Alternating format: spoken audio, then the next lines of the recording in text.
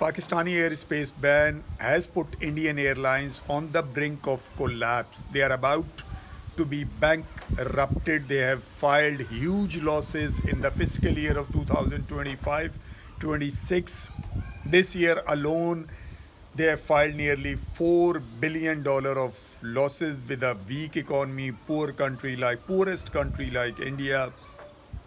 $4 billion of losses to the airlines is huge, staggering. Air India alone has filed nearly $3 billion of losses.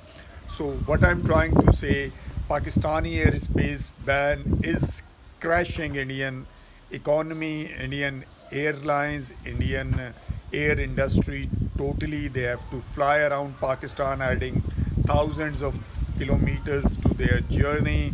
It is hectic, it is longer journey, hectic for pilots, passengers, and everyone. For example, if a pilot has to fly a plane from Delhi, the Indian capital, to Bahrain or some part of Gulf, Dubai or somewhere, it could freely use Pakistani airspace, and it could reach Bahrain or Qatar or Doha or Dubai or Muscat or Saudi Arabia, anywhere in the Gulf within maybe 2 to 3 hours. But now it has to go down southwards towards Sri Lanka and turn right towards the Gulf. So, adding, if a pilot was doing 3 to 4 trips a day, now it can do only 2 trips. It's more hectic, it's more pain, it's more hours, it's more wages. So the airlines can't bear it, and passengers are drying up because they have not only to pay extra for the flights, but the flights are even longer. It is more tiring. They are tired sitting on one seat, especially if they are going from Bombay or somewhere towards a European destination. Then they have to sit there for another few hours, which add to their fuel, which add to their cost, which add to their tiredness. So Indian air industry is collapsing because of Pakistan's one decision, and that's the airspace ban after Operation Sindoor. And India, which attacked Pakistan with lot of arrogance and lot of military might. Pakistan defeated badly India and put a ban on Indian airspace. India could not do anything but to put Indus Water Treaty in abeyance. Indian Water Treaty says that 6 rivers coming out of Kashmir, 3 of them are India's and 3 of them are Pakistan. So Pakistani rivers, they are trying to put a ban, but they don't have the storage capacity, or they don't have the capacity to divert the rivers as of yet. It needs at least 10 years. Pakistan is threatening that if you try to divert the rivers or put a ban on the rivers or make dams or something, it's an open war. You can't deprive 250 million people from water. It's a clear war. And India, after getting humiliated in Operation Sindoor and May 2025 war at Pakistani hands, they are scared to activate that Indus Water Treaty. But now they are giving a lollipop to incompetent, installed, uneducated Pakistani political leadership, which has been installed by Pakistani establishment. Although Pakistani establishment has done marvelous work, like Mr. Asim Munir, but this political leadership is always trying to give favors to others, not Pakistanis, because they are uneducated, incompetent. India is giving them a lollipop of Indus Water Treaty abeyance, that we will remove the abeyance on Indus Waters Treaty. We will not stop your waters. Just let our aircrafts pass through Pakistan. Remove the airspace ban because our air industry is collapsing. And I'm pretty sure that Pakistani incompetent, installed political leadership by military establishment will surrender to Indian demands, because they are mostly uneducated and they are mostly corrupt. So they can't stand their ground when some international pressure comes to them. So they might take the lollipop, I'm pretty sure. unless Asim Munir or Pakistani military leadership will intervene, that this lollipop is bad for Pakistan. India has been doing terrorism through Afghanistan and Iran for decades in Pakistan and is still doing it mostly through Afghanistan in terms of TTP and BLA. And just yesterday in Karachi, they have attacked a Pakistani military rangers camp and martyred few soldiers there. So what I'm trying to say that Pakistan should not take this lollipop and hurt India where it hurts the most, and that's airspace ban. Most of Indian air travelers, international air travelers, are suffering badly because of that.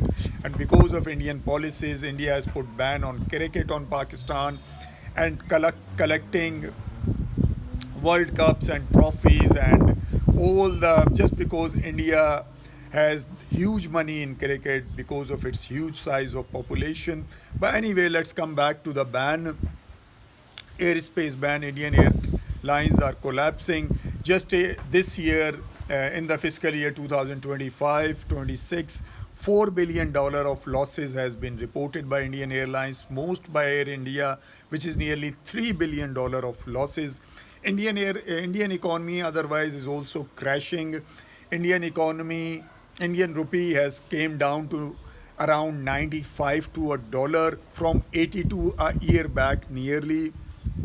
Indian rupee has been stabilized a bit by RBI, Reserve Bank of India. Reserve Bank of India is pumping billions of dollars into the forex market just to stabilize the rupee, so the rupee doesn't cross 100 limit, which it is destined to cross soon. Indian stock markets are collapsing. There is a huge bloodbath almost on regular basis every now and then in Bombay stock market. And FDI, foreign direct investment, is nearly zero now in India. Nobody is coming to invest. Rather, foreign investors are pulling back their money in huge numbers.